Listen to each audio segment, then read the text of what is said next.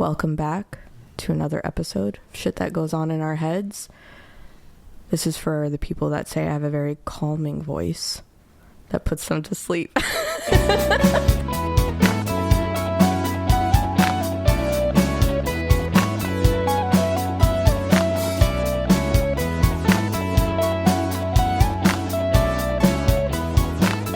We want to welcome back our first guest ever to this podcast, Honey Badger.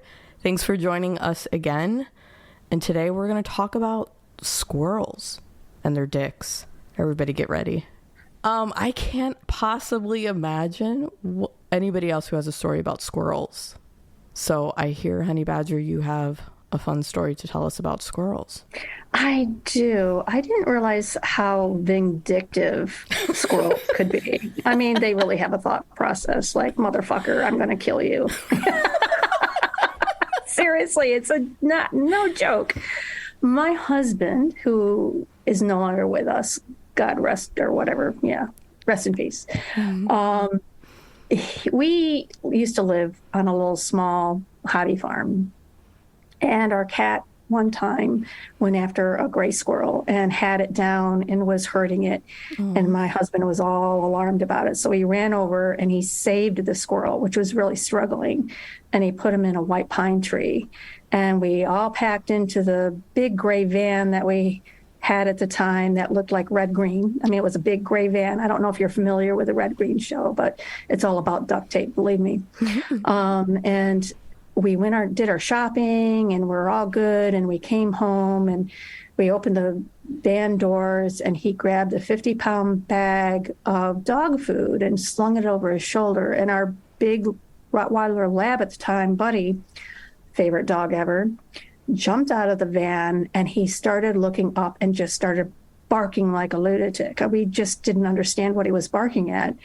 So my husband is standing there with his 50-pound bag of dog food over his shoulder, and he kind of slowly looks up into the tree, and there's the squirrel.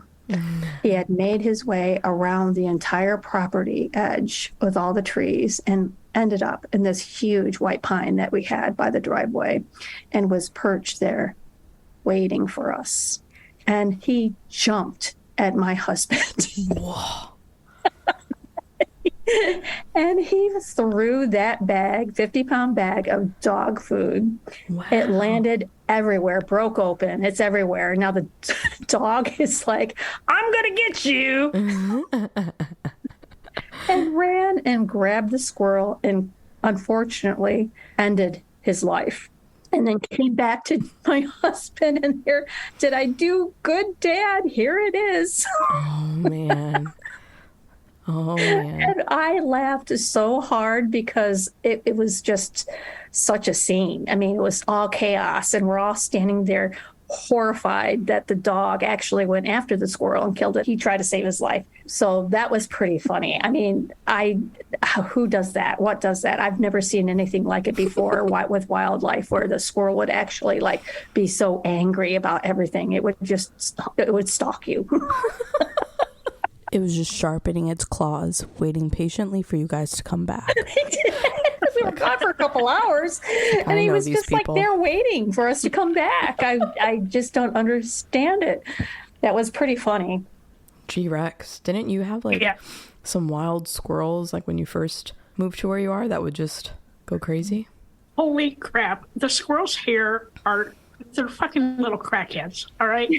So we have probably 10 bird feeders all around the house, right?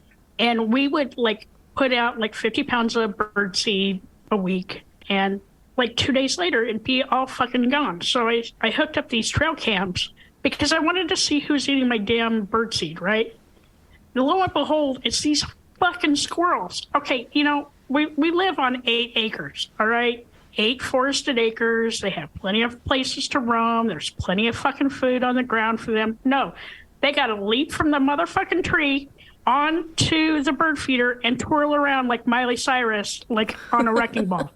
I have a video somewhere of this squirrel's just going to town. He's twirling and twirling and twirling.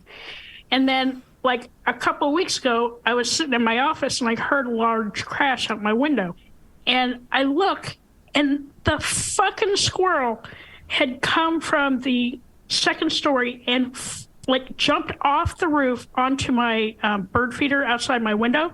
And he's like twirling around on it, and it looked like he was hurt. So I get all dressed because, you know, it's snowing up here and it's cold. I can't just like run out in my shoes and socks. I get out there and I'm like maybe 2 feet from him, and he's like, oh, just kidding. And he fucking ran off, right? In the meantime, like he broke off the bottom part of the bird feeder. So now I got bird seed like all over on the ground. I'll look out every couple of hours and there's like 20 fucking squirrels out there. And I'm like, I'm looking out in the forest and I'm like, you have your own fucking food up here, man. It's like your own refrigerator. Like, why are you here? I'm telling you, they're little thieves, right? They are scavengers, and they get into fucking everything. Everything. We have a hole in our garage door where the previous owners had put it so like the feral cats could come in and out. And we have these big metal trash cans filled with food, right? So we have like deer food and we have bird food and things like that. One day I go out there and I hear this like, like, what the fuck is that? Right, so I go over in the back corner. They ate through a plastic bin to get to the food.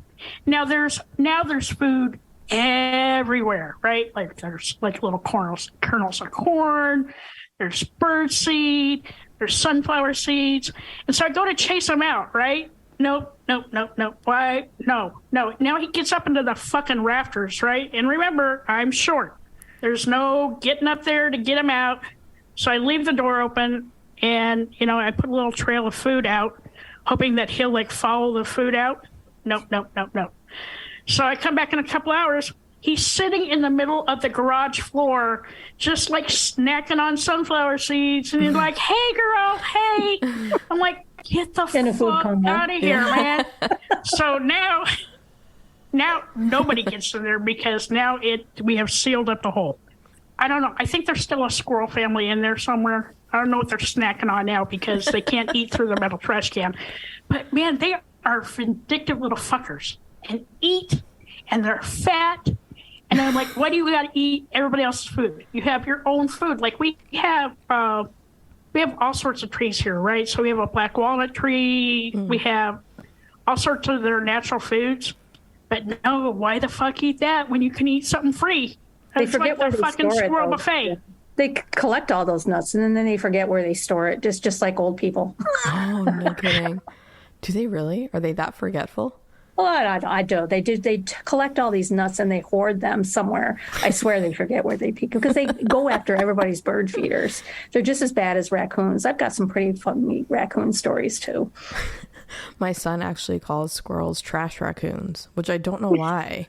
I'm like, why does he do that? They don't even look similar. He goes, look, Mom, it's a trash raccoon. I'm like, that's a squirrel, bud. Like, no, they're trash raccoons. I'm telling you. They will eat every bit of free food that you put out for them. They will. Yeah. They're pretty ingenious, actually. Yeah. I mean, have you ever come to Disney World? The Disney World squirrels are so plump and happy. Fat fuckers. Oh, yeah. If you get a snack, like when we do Epcot, we do like drinking around the world, or we do like the food and wine fest. Anywhere you stop with your food, there's like a squirrel giving you like the saddest look ever, just asking for you to drop something. They're the plumpest, happiest squirrels in the world. Getting poisoned by American food. Yeah. Awesome. You know, that's probably why I've never seen the same one twice. Just kidding. Yeah, probably because it's choked on a piece of popcorn. Yeah. Well, our story of squirrel dicks, I like to think is the reason why this podcast exists now, because it was a really bad work day. We were both mentally drained, and G-Rex gave me a call, and we were kind of venting per usual. And I don't even remember how. I feel like you told me to suck a squirrel dick or something. It was very offensive. No. So you asked me what somebody was doing, and I'm like, oh, they're probably sucking on a squirrel dick. That's what it was. And you're like, do squirrels have dicks? And I'm like, fuck if I know, but I'm not going to look that up on my work computer, right? So I look at my phone, and I ask Siri, I'm like, do squirrels have dicks? So the maybe I should know a little bit more about, squirrels, how animals work, mammals.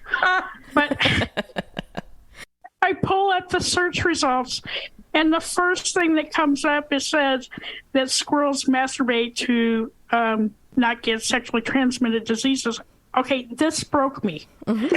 I must have laughed for 40 minutes. I mean, I couldn't catch my breath because I'm thinking, like, if they're fucking masturbating, how come I have 40,000 fucking squirrels in my backyard? I just want to know.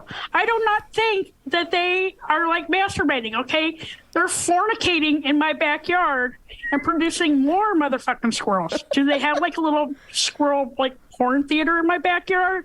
I want to know. Squirrel orgies. Maybe they're looking through your window. Oh. Well, there it is. And so to answer the question, yes, they have dicks. And they're 2 times larger than their scrotum. Okay, so that leads to another question, right? Have you ever seen a squirrel? Like, they're fucking low to the ground. Does that shit, like, drag on the ground instead of running away from you? I want to know. I think they retract.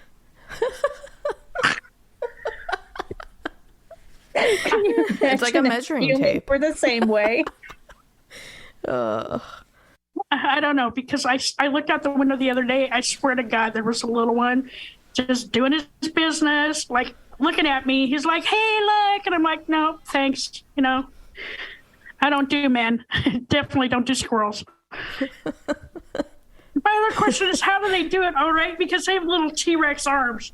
Like, how do they skirt up into a ball? Well, how do worms? Hey, worms are the same. They don't have anything. Worms masturbate? Or snakes. I don't think worms masturbate, though. Chimpanzees. Nor do they have dicks. I think we broke G-Rex. She's laughing, but nobody can hear her. Oh my God. I can't. I'm going to be like the Mutual of Omaha. I'm going to be out there looking. Oh man, wildlife. At the wildlife. Like after dark. Which leads me, I've got a really good story about raccoons and rabid animals, if anybody is interested. Yeah, you can tell that, and then I can tell a story about Fat Bastard. The biggest fucking raccoon I've ever seen in my entire life. Ah, okay. When my youngest grandson was around 2 years old, my husband, he's full of stories, and half the time you don't listen to him because it was like so out there. But he told my grandson like the story of Foamy the raccoon. And, if you meet Foamy the raccoon out in the wild, you do not pet him. You go find an adult, which I thought was like, that's pretty good, solid advice, right? You don't want to pet a foaming raccoon or any other animal for that matter. So one day he was outside playing in the yard with a younger child, and pretty soon grabbed that younger child and went to the door and went inside and told his mom, Foamy the raccoon is outside. And sure as hell, when she looked out, there was a rabid raccoon, and verified rabid because she had it reported and they came and grabbed it and everything. So I think that the story of Foamy the raccoon is that everybody should say to their young people so they don't play with wild animals that actually have foaming mouths, which would be awesome. And we had a rabid raccoon at our place once, and it was out in the back. And my kids at the time were saying, "Oh my gosh, Dad, there's a foaming raccoon." We live out in the wild, right? So it's not like this is not city stuff. Well, there could be some rabid animals in the city, but my kids ran into the house and there's this raccoon out in the backyard, and I think you need to go check it out. So my husband went out, and we had a canoe that was up on some sawhorses. And he's looking around for the raccoon and he doesn't see it.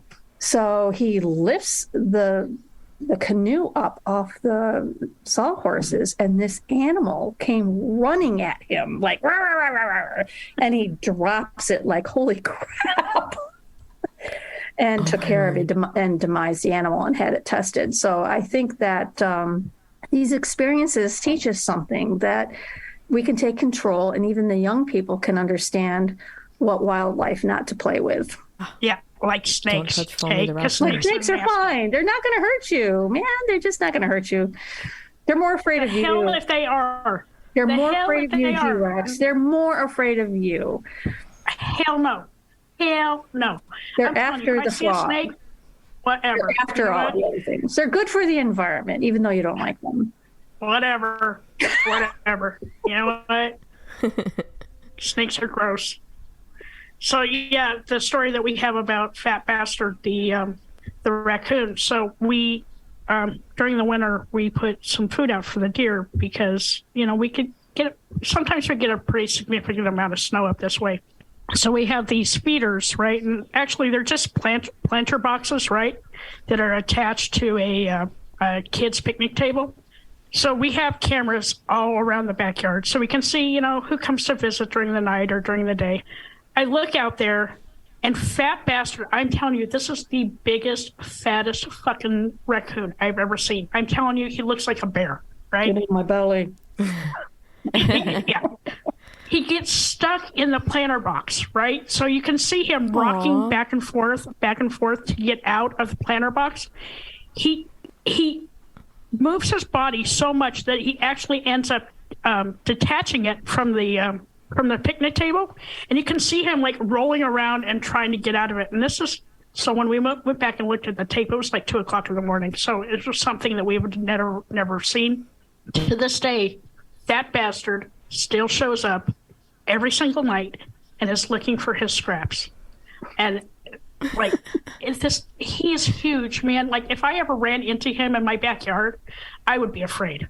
It's like me at the gym. I just roll around, trying to get up, bouncer. Looking for my food. I have tears in my eyes. It's like, I don't want to do sit-ups. I'm just going to roll. I'm too old for They this have little shit. legs, right? I feel like they must have tiny little legs. So he's like, yeah, fuck it, just roll. We're good.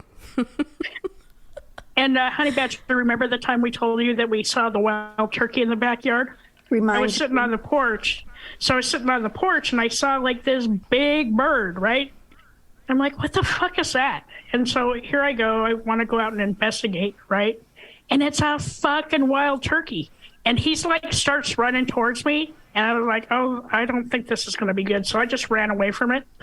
I come to find out that they're not very nice animals, right? Like, you don't ever want to be, like, you don't want to instigate or anything with a wild turkey because they're mean little fuckers. Especially during breeding season, right? They get really weird. Well, they get really territorial and they're hormonal, just like anybody. Like a menopausal woman. Just saying, you don't want to get near them either. Maybe you should warn your producer about that, too. He's laughing. He's hunched over on the floor giggling like a little girl. I mean, listen, this is not like, remember the WTKR? What was that show where they released the turkeys from the helicopters? What? WKRP Cincinnati. Yeah, Cincinnati, right? Where they were doing a Thanksgiving show and they were doing like this beautiful thing and they were going to release turkeys from the helicopter. And Les Nessman was down there going, oh, the horror, because they're all falling to the ground. Were they flying? No, or were they were just dropping like bombs. Cannonballing. No way. Trauma. It was You've funny. never seen that show? No. It's a sitcom. It didn't actually happen. Oh. I'm dating I thought myself. this was real. I was like, oh my gosh, these poor kids. I just went to see the turkeys fly. Saw them all die. Oh, okay. But wild turkeys do fly, by the way. They can fly. Okay. All right. Other, people have... Like, Not very far. Well, not very far, but they flew over my car before, driving down the road. No, we have woodchucks here, too, or woodfucks. They fucking eat everything, too. Oh, they're awful. They will eat into your foundation. They will burrow down into your house. They're super cute when they're young, but they are voracious eaters and will eat fucking everything. So do you want everything? You want a tip about woodchucks and how to get them to move away from you? when you find their burrows where because they go underground to live and do all their woodchucky things. If you take used cat litter and you pack that into the holes, they don't like it, so they'll move on. Yeah, that would make me move on as well. Yeah, well, used cat litter. I'm out, bud. You had me at used cat litter. I'm done. Keep all the scraps and snacks for yourself. Oh, do cat litter. Yeah. Just for garden, because they do like foundations. Yep. So that just saying, if you don't want them hanging around, that's one of the tools that you can use. And you can live trap them and relocate them. But double check your local ordinances first. You don't want to get in trouble. For trapping a woodchuck? Yes. Ooh.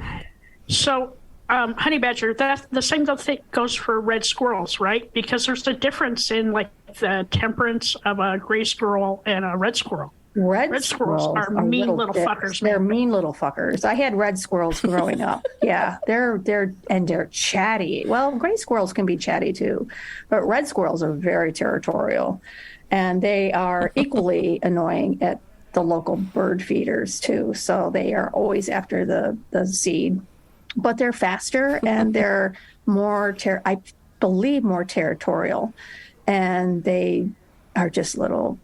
Yeah, they can be kind of mean. They're little bastards. You can say it on this podcast. This is not a PG podcast at all. They're little squirrels. fuckers. Yeah. Squirrels are getting no love this episode. Fuck those bastards. Dirty Skittles, do you have any good wildlife stories from Florida? Is it a crane? Sandhill crane? No, what is it? Oh, never mind. I've been silenced to not tell that story, but those cranes they attack their own reflection. So I'll tell part of it. They attacked their own reflection. He saw his reflection in the same friend's car because he had just gotten it waxed. And the crane began just to peck at the car and denting it up. So I was like, they probably heard what you did to the swan. You know, they're out for vengeance. They're coming back to get you. He's just had really bad luck with Is this animals. the time to interject that my father was an ornithologist? Oh. That's perfect timing. This probably wasn't, it's all good. Yeah. Perfect timing to interject that. We might have to edit that whole piece out. I probably would leave that out, yeah. Yeah. I think you're protected. Yeah. But way protected. Yeah. I mean, I can tell you the time I got chased by ducks, which my dad thinks is hilarious. It was when I first moved to Florida. I was a city girl, right? Only saw ducks on TV, never saw them out in the wild, and came to visit my parents in Florida. I was just starting to move here from up north, and my dad's like, look at the ducks outside, go feed them bread. And I was like, yeah, okay. City girl, never near an actual animal besides a dog and a cat, right? So I'm sprinkling the bread, and it's like a whole family of ducks. And I see them booking it from like 2 blocks away. They're just like, oh, this chick's got food. And they just start taking off towards me. And I'm like, it's fine. Everything's fine. Cool, calm. It's just ducks. Like, everything's going to be fine. Kept sprinkling out the bread. And as I got closer, I got so scared. I turned around and just started screaming and running with like the whole bag of like bread in my hand, not realizing just dropped the bread. And they chased me for like a block, and my dad was laughing hysterically. Neighbors had at this point gathered outside. Who is this girl? Why she's running with bread and the ducks are chasing her? Finally realized, chucked the whole loaf of bread like across the street, and they left me alone. And I was like frazzled, like shaking in tears, like the dogs hate me. That's really scary for a little kid, though. I was in my 20s. I was like, terrifying. You don't know what you're in your 20s. Oh yeah, bud. I was. That's okay. I like ran out of my flip flops. It's okay. Can you imagine, G-Rex, if that was like a snakes? You would be like in a panic. I would be like, "Fuck, I'm out." Out. Yeah. O-U-T, out. I went to Marineland once with my family, and that you can get like, you know how you get like feed to feed deer or whatever. And at the time you could go into this big field where all these little deer were. And some of my family members grabbed handfuls of the feed, and they just ran towards this 8-year-old and totally whelmed them, and disappeared. I mean, the kid was just gone. It was like, holy crap. And I'm running towards the herd of deer, and she jumps up and she's like, I'm like, are you okay? Are you okay? She goes, more mint jelly, okay? Like, there was a commercial way back when where I think it was on a comedy channel where these adoring parents were standing in the doorway to the dining room, and this child was eating at the dining room table like a freaking monster, like ar, ar, ar, this food, this lamb, pretty sure it was lamb. And they're like, oh, and she looks up and she goes, more mint jelly. And I have no idea what the commercial was. I can't even remember at that point, but that was hysterical. And she denies it to this day. That's what she said, but that's exactly what she said. And it was so perfect. Yes, she was okay. Dirty Skittles, what do you think what happened with your son? Oh, he loves animals. We, his cousin had a birthday party at like a petting zoo. It was more than a petting zoo. It was like a animal sanctuary kind of a thing where they rescued all different kinds of animals. And he loves animals.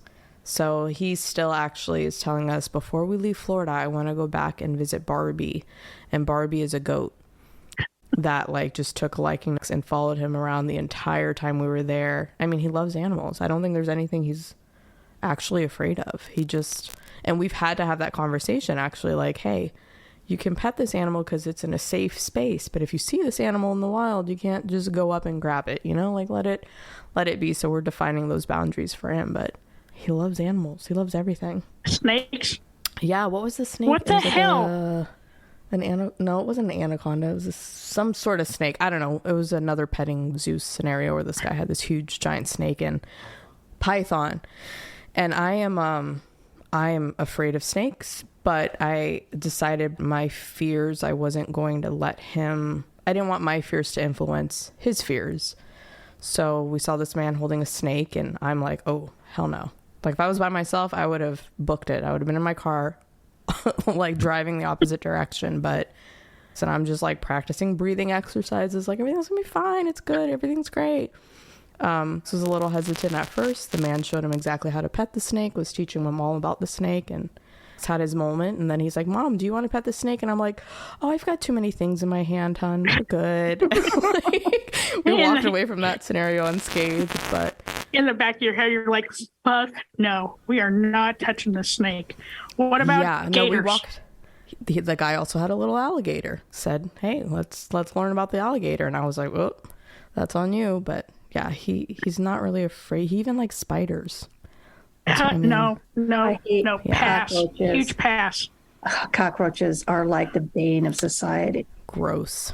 Palmetto bugs. Somebody brought a hissing cockroach into work one day, and I was going to be all brave about it, right? Oh, because I'm an adventurer and I'm going to move past my irrational fears. And she put this hissing cockroach on me the size of her freaking baseball, I swear. And I'm like all brave. And I'm like, oh, yes, this is very interesting here. It's on my arm. Okay, you can take it back. And I went behind closed doors and I'm like, oh my God. Oh, Jesus Christ. That was the worst experience of my life. The fact it makes a sound. Ugh. I have to tell you, though, the palmetto bugs in Florida are... Oh, they're terrible. They're terrible. I would sleep out in the lanai. And I would like sleep in a sleeping bag with my neck closed up with a sleeping bag because I didn't want them climbing into the sleeping bag. Yeah, my first experience with a palmetto was my very first apartment in Florida. Got home from work one day, went into my bedroom, turned on the light. There it was on the wall. And I don't like bugs. I don't like any of that. And I was freaking out. And I was on the phone with a friend and I'm like, there's this huge roach. What do? You got to come over and you got to get it. And I have to watch it because if I take my eyes off of it and it hides, yeah, like I can't live with that. I'm going to have to burn it down. So they were like, hey, I'm not going to get there in time. You've got to handle this yourself. And so I had like, I don't know, Windex maybe or something. And I'm like spraying this thing and I shit you not. It like pivoted. It felt like it was looking me in my eyes and it flew at me. And I didn't know palmetto bugs could fly. And so I swatted it down, and the closest thing to me was a hammer. And I just whacked it one good time because I was like, I can't let you live. It's you or me. Like, you're going down. And that thing, it was disgusting. So that was my, I'll save you all the gory details of what happened after I got hit with a hammer. I had a coworker once who was terrified of mice. Terrified. And I remember one year, this little baby deer mouse was running down the hallway, gotten in, it was probably fall, and they like to come in during the fall, screaming at the top of her lungs, oh my God. I'm like, ooh. I'm like, what? It's just a mouse. So I captured it and I took it home and released it. And I was kind of a jackass back then. And I'm thinking, okay, you're afraid of mice, so don't let me know what you're afraid of because I'm going to use it against you. So I went to the pet store and I bought like a little one of those cat toys that looked just like a mouse. Oh. Was it motorized? No, it was just like, anyway, it just looked like a real mouse with fur and everything. It wasn't motorized. I don't think I had the money back then to buy something like that, but I bought this cat toy, looked like a mouse. And I went into her office because it was unlocked and, it's all fair game. And she had all these papers all over her desk and I hid the mouse under some papers. And I was in a meeting and a couple floors up. And she comes bursting into this meeting and she's like, if you were my employee, I'd fire you. Turns out that she was on the phone with the bank and she was shuffling papers around and found the mouse and screamed like she was being murdered. The bank is going, are you okay? Do you need me to call the police? And I'm like looking at her like, yeah, I'm not your employee, bitch. Go away. There was this time in Florida, we had the house cleaners. I was working or doing something, and my wife was outside, and I heard them screaming, and I come out, and back behind our wine holder, there was a snake, and it was inside the fucking house.